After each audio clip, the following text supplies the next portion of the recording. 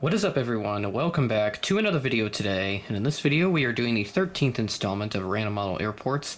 Today we are going to be doing the Rapid City Regional Airport out in Rapid City, South Dakota. I believe there were no suggestions to this airport. I picked this out myself, so if you do have any other suggestions for future Random Model Airports that are small to medium sized, please leave them in the comments below.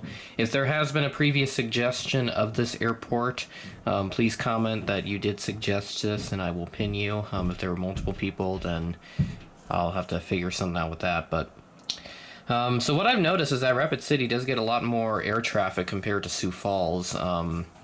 They get American mainline service from Charlotte. They get service from like Salt Lake City and all that. So that's kind of what interests me. I believe because, well, Mount Rushmore is in close proximity to Rapid City, there's probably a lot more air traffic. And I'm sure when the Sturgis rally happens every year, air traffic, a lot of the passenger volume ramps up quite a bit.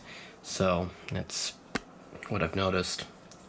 But overall, it's about the same size as Sioux Falls, but despite that, there's a lot more planes here, a lot more variety. So I'll go ahead and get started at gate number 1, where we are greeted with my Mesa CRJ 900 Custom.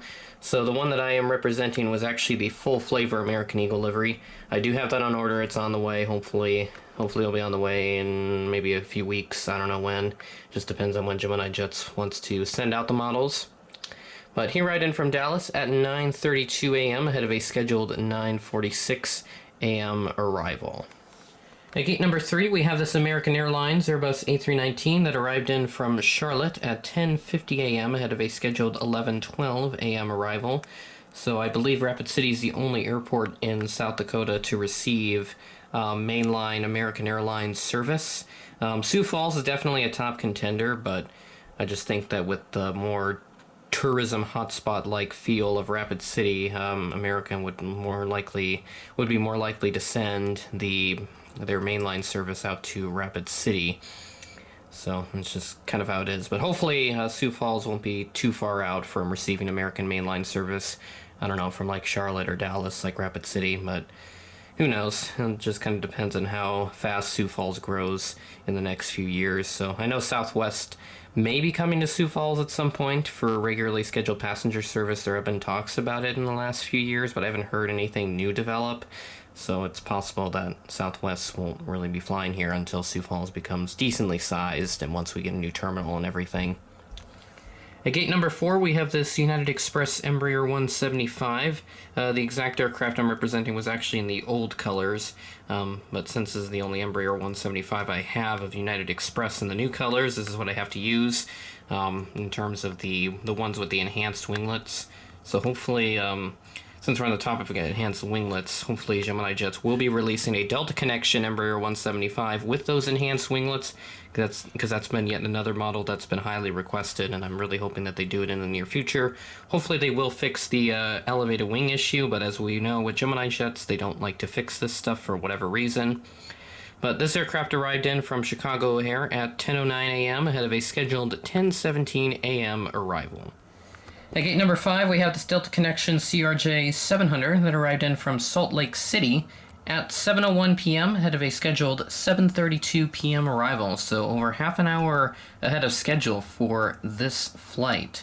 So it does kind of interest me that Rapid City does get that Salt Lake City service. But again, Mount Rushmore and Sturgis are probably the two reasons, but more likely Mount Rushmore and just the kind of the tourism hotspot that Rapid City is in. When you got Mount Rushmore, I don't know how far it is out. I've only been there once. It was quite a number of years ago, so I'll have to head back out there again.